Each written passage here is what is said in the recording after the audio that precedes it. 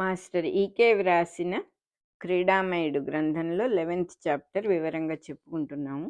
వంటశాలకు ఉత్తరంగా ఉన్న ఒక పర్ణ కుటీరంలో చుట్ట కుదుళ్ళు పెట్టున్నాయి. వాటి మీద వరుసగా 7 కుండలు, ఒక కుండ మీద ఒక కుండ ఓ పక్కగా అమర్చి పెట్టారనమాట. ఆ 7 కుండల్లోనూ పెరుగు గట్టిగా తోడుకొని కదలకుండా అన్న గడ్డ పెరుగు అన్నమాట అది.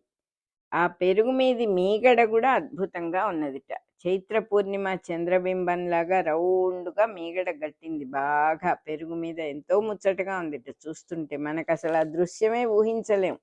ఎందుకంటే ఈ రోజుల్లో మనకి మీగడ తీసిన పాలు కదా వచ్చేవి. ఆ కడవల్లో ఒక కడవలో కవ్వం దింపి కొయ్యగుంజ కట్టిన తాళ్లల్లో ఆ కవ్వాన్ని దూర్చి యశోద చల్ల చేస్తూ ఉన్నదిట. పక్కనే దొడ్డి గుమ్మం మీద కృష్ణుడు కూర్చొని ఉన్నాడు. బయట అరుగు మీద బలరాముడు కూర్చున్నాడు. కృష్ణుడు తన మెడలో ఉన్న సన్నటి బంగారు గొలుసులో ఒక పతకం ఉన్నదిట, ఒక పెండెంట్ అన్నమాట. అది చూస్తూ ఆడుకుంటున్నట్ట. ఆ దాంట్లో పెద్ద వజ్రం ఒకటి ఉన్నదిట. ఆ వజ్రం వంక చూస్తూ ఆడుకుంటున్నాడు. దాన్ని అటు ఇటు తిప్పి దాంట్లోకి చూస్తూ ఉంటే దాంట్లో రిఫ్లెక్షన్స్ అన్నీ కనపడుతున్నాయిట. అది చూస్తున్నాడు. సూర్యరశ్మి దాని మీద పడి ఇంద్రధనస్సులాగా రంగురంగులన్నీ కనిపిస్తున్నాయిట. అవన్నీ కనిపించడం, అది తిప్పినప్పుడల్లా కదిలిస్తే కనపడుతుంది, మళ్ళీ మాయం అవుతుంది. అవన్నీ చూస్తూ ఆడుకుంటున్నాడు. ఇంతలో ఏమైంది, ఆ వజ్రంలో యశోద ముఖం కనిపించిందిట. ఎంతమందో యశోదలు, ఒకళ్ళు కాదు ఇద్దరు కాదు. ఎందుకంటే ఒక వజ్రమైనా కూడా ఎన్ని రకాలుగా చెక్కుతారో అన్ని రిఫ్లెక్షన్స్ కనపడతాయి కాబట్టి అంతమంది యశోదలు కనిపించారట. వేలకు వేల యశోదలు కనిపించారట ఆయనకి. సన్నగా చిన్న చిన్న రూపాలతో యశోదలు చల్ల చేస్తూ ఉండటం ఆయనకి ఆ వజ్రంలో కనపడి పక్క పక్క పక్క నవ్వాడట పిల్లవాడు. ఎందుకురా నవ్వుతున్నావు అని అడిగింది యశోద. నిన్ను చూసి నవ్వుతున్నాను అన్నాడు కృష్ణుడు. అంటే హారంలోనే కనబడుతున్నానా? ధైర్యవంతుడి వేలే. ప్రతిరోజు మన ఇంటికి దెబ్బలాడటానికి వచ్చిన గోపికల్ని చూస్తేనేమో నా వెనకాల దాక్కుంటావా? వాళ్ళని చూసినప్పుడు నీకు నవ్వు రాదా? నన్ను చూసి నవ్వుతున్నావా అంటూ యశోద ఏదో గుర్తొచ్చి చల్ల చేయటం ఆపేసి లోపలికి వెళ్ళింది. కృష్ణుడు మళ్ళీ హారంలో ఉన్న మణిలోకి చూస్తూ ఉన్నాడు. తన రెండో చేతి వేళ్ళు కదిలించి అవి రిఫ్లెక్షన్ ఎలా ఉంటుంది అని చూస్తున్నాడు. చూస్తుంటే కొన్ని వేల వేళ్ళు కనపడినాయి దాంట్లో. హారంలోకి చూస్తూనే గుమ్మం మీద కూర్చుని ఒక కాలు పైకెత్తాడు. కొన్ని వేల కాళ్ళు కనపడ్డాయి. ఆ కాలు కొద్దిగా కదిలిచ్చాడు. కదిలించగానే కొన్ని వేల పాదాలు కదిలినాయి.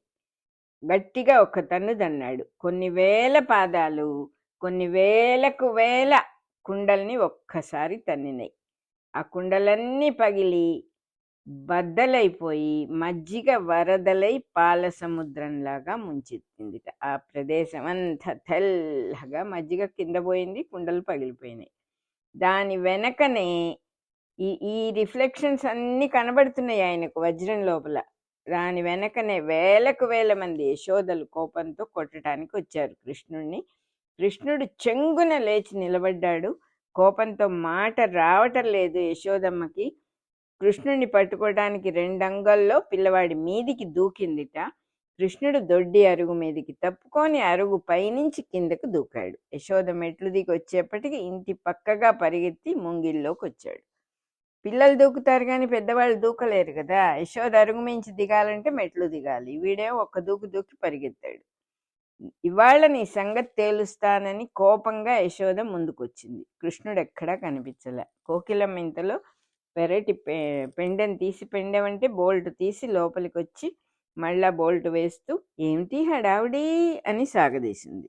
నీకు అవసరం లేదు, నువ్వు లోపల పో అని కోకిలమ్మ చేతిలో ఉన్న కవ్వపు తాడు లాక్కుంది యశోద. లాక్కొని కవ్వానికి కట్టే తాడు లాక్కొని ఆ పెరట్లో ఉన్న గోధుమ పురులు ఉన్నాయి అక్కడ. పురి అంటే గోధుమల్ని నిల్వ చేస్తారు, పురిగట్టి. ఆ నిల్వ చేసే గోధుమ పురుల చుట్టూతా తిరిగింది ఆవిడ. కృష్ణుడు నక్కి నక్కి మోకాళ్ళు మోచేతులతో దూరంగా నెమ్మదిగా పాకటానికి ప్రయత్నం చేశాడు. యశోద అటువైపు నుంచి వచ్చి గట్టిగా పట్టుకోబోయింది. కృష్ణుడు ఆవిడ్ని చూసి చప్పున నిలబడ్డాడు, పారిపోబోయాడు గాని యశోద నిలు అని గద్దిస్తూ పట్టుకోబోయింది. కృష్ణుడు తాచుపాములాగా వెనక్కి దూసుకుని వెళ్ళిపోయాడు. కానీ వాడి వేలు చిక్కింది ఆవిడకి. గట్టిగా వేలు పట్టుకుని నెమ్మదిగా గుప్పిట్లో చేతిని చిక్కించుకొని ఇంట్లోకి లాక్కుంటూ వెళ్ళిపోయింది పిల్లవాడిని. పిల్లవాడు ఎంతో వినయంతో మెదలకుండా నిల్చున్నాడు. తప్పు చేశాడు కదా. అప్పుడు అన్నది, నీ నక్క వినయాలు నాకు అర్థమైనయి, అల్లరి విపరీతంగా చేస్తున్నావు, కొడదామంటే ఒక దెబ్బ వెయ్యనివ్వది ముసలిది, నన్ను నన్ను నరికేస్తుంది అది నిన్ను ఒక దెబ్బ వేస్తే అని అరుస్తూ యశోద ఏం చేసిందంటే 2 చేతులు పెట్టి నమస్కారం లాగా ముద్ర పట్టించింది కృష్ణుడి చేత. 2 చేతులకి కలిపి తాడు బిగించింది గట్టిగా. ముడి పెడదామంటే తాడు సరిపోలేదు.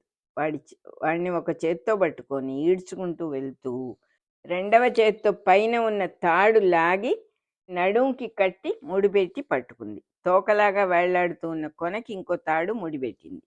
ఆ తోక పట్టుకొని వాడిని ఈడ్చుకుంటూ దొడ్డి అరుగు మీదకి తీసుకుపోయి, అరుగు మీద ఒక రోలు ఉంది, ఆ రోటికి కట్టేసింది. నా పనులు పూర్తయ్యేదాకా ఈ రోటి దగ్గరే ఇక్కడే ఆడుకుంటూ ఉండు, పని అయిపోయాక రోటి మీదే అన్నం పెడతాను ఇవాళ నీకు అని చెప్పి ఇంట్లోకి వెళ్ళిపోయింది. కృష్ణుడు రోటి మీద ఎక్కి కూర్చుని కొంతసేపు మెదలకుండా కూర్చున్నాడు. రోటి మీద నిలబడ్డాడు. మళ్ళీ అటు ఇటు కాళ్ళతో తొక్కాడు. గంతులు వేస్తూ ఉన్నాడు. వేస్తుంటే పిల్లవాడు కదా, మరి చిన్నపిల్లలు మెదలకుండా ఎలా ఎంతసేపు ఉంటారు. గంతులు వేస్తుంటే రోటి కింద మట్టి పెళ్ళలు ఊడి కింద పడ్డాయి. కృష్ణుడు పట్టుదలతో ఇంకా గట్టిగా తొక్కాడు. ఇంకా కొన్ని పెళ్ళలు విరిగిపడ్డాయి. రోటితో పాటు కృష్ణుడు కూడా కిందకి ఒక్క దొర్లారు ఇద్దరు. రోలు దొర్లింది, కృష్ణుడు దొర్లాడు. వెంటనే ఒక్క గంతుల్లో లేచి నిలబడ్డాడు పడ్డవాడు. రోలు ఎత్తు నుంచి పల్లానికి పడింది కాబట్టి దొర్లుకుంటూ కృష్ణుడు వెంట పడ్డది. కృష్ణుడు రోటికి అందకుండా ముందు పరిగెత్తుతున్నాడు. రోలు కట్టేసింది కాబట్టి వెనకాల రోలు వస్తుంది ఆయన వెనకాల.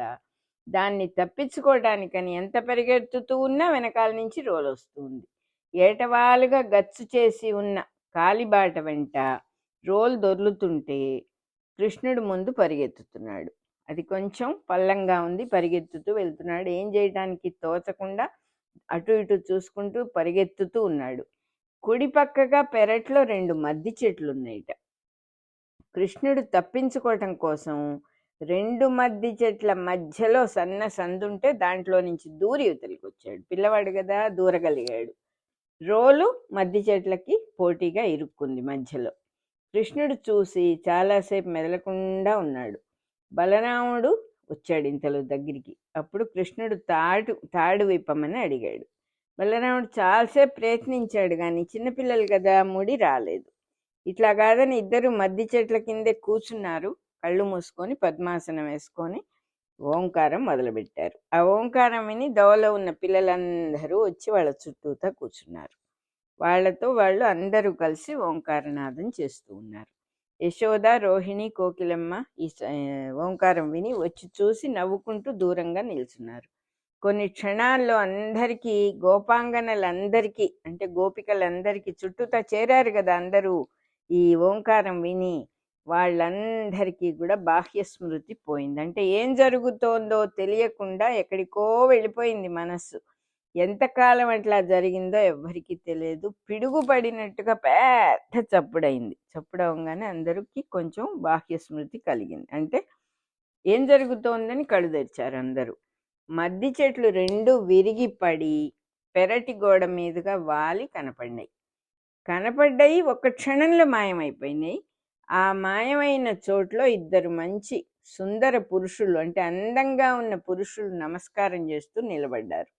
వాళ్ళు కిరీటాలు పెట్టుకున్నారు, కుండలాలు, హారాలు, భూషణాలు అన్నీ మెరిసిపోతున్నారు ఆ వస్తువులతో. సన్నటి ఉత్తరీయాలు ధరించారు, కానీ ఇద్దరికి ఆకారాలు ఉన్నాయి కానీ ఫిజికల్ బాడీస్ లేవు. ఊరికే ఒక అవుట్లైన్ లాగా ఒక ఆకారం ఉంది. అందుకని ఆ ఫిజికల్ బాడీస్లో నుంచి అవతలున్న వస్తువులు కనపడుతూ ఉన్నాయి.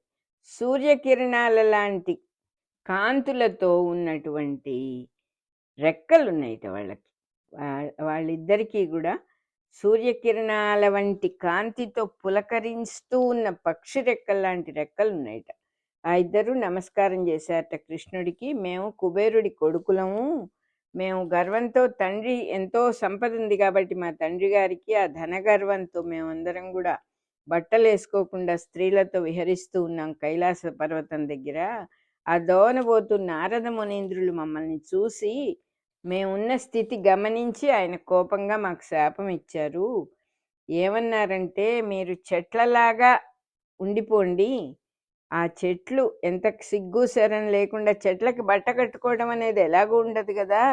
మీకు వాటికి తేడా ఏముంది? చెట్లల్లో నుంచి వచ్చి ఇంకా మంచి జన్మ ఎత్తినా గూడా మీకు చెట్ల బుద్ధి పోలేదు కాబట్టి చెట్లయిపోండి అని శపించారు. మేమిద్దరం ఆయన్ని కాళ్ళ మీద పడి దుఃఖంతో ఎంతో అడిగాము. మాకు శాప విముక్తి చెప్పమని. ఆయన అవన్నీ చెప్పడానికి లేదు, నోరు మూసుకొని పడుండండి, ఎప్పుడోప్పుడు ఒకనాడు నారాయణుడి దయ కలుగుతుంది, అంతవరకు నోరు మూసుకొని ఉండటమే మీరు అని అన్నారు. ఇవాళకి నువ్వెవరివో మాకు తెలియదు కానీ మా దృష్టిలో నువ్వు నారాయణుడివే అని చెప్పి పిల్లవాడికి నమస్కారం చేసి ఆ రెక్కలు ఊపుకుంటూ ఇద్దరు వెళ్ళిపోయారు. వీళ్ళందరూ చూస్తూ ఉన్నారు అక్కడ. గోపికలందరూ చూస్తున్నారు, యశోదమ్మ ఉంది, అందరూ ఉన్నారు అక్కడ. వాళ్ళందరికీ వాళ్ళు చూస్తున్నది కళ నిజమా అనే విషయం అర్థం కాల. ఇంతకుముందు ఎంతమందో యోగాభ్యాసాలు చేశారు, భోజనాలు మానేసి తపస్సులు చేశారు, కేవలం నీళ్లు తాగారు, కొంతమంది కేవలం గాలి పీల్చి తపస్సులు చేసిన వాళ్ళు ఉన్నారు, సాధువులు, సన్యాసులు, ఎవరికి శక్తికి తగినట్టు వాళ్ళు యోగాభ్యాసం చేస్తూ ఉంటారు. ఆ మార్గాల్లో ఎప్పుడు ఇన్ని రకాల మాయలు పుట్టడం ఇదివరకెప్పుడు వినలేదు అని చెప్పుకుంటూ ఉన్నారు అక్కడ గోపికలు. ప్రతిదినము మనం ఇళ్లల్లో కూడా అనేక మాయలు అనుభవిస్తున్నాం కదా అని ఇంకొక ఆవిడ అన్నది. కోకిలమ్మ వచ్చి అంతా చూసి, పోండి పోండి, మీ ఇళ్ళకి మీరు పోండి, మీకేం పని పడలేదా? యోగం కాదు, రోగం కాదు, మళ్ళా ఏవో 2 పిశాచాలు వచ్చినాయి, ఇంతకాలం ఈ పెరట్లోనే బడి కొట్టుకుంటూనే కావాలి, మనకి ఇది ఒక పెద్ద గొడవ అయిపోయింది రోజు అంటూ అందరినీ తరిమేసి పిల్లల్ని లోపల తీసుకుపోయి దిష్టి తీసి కాత్యాయనీదేవి కుంకుమ వాళ్లకు పెట్టిందిట. రికార్డింగ్ నెంబర్ 11 అయిపోయింది.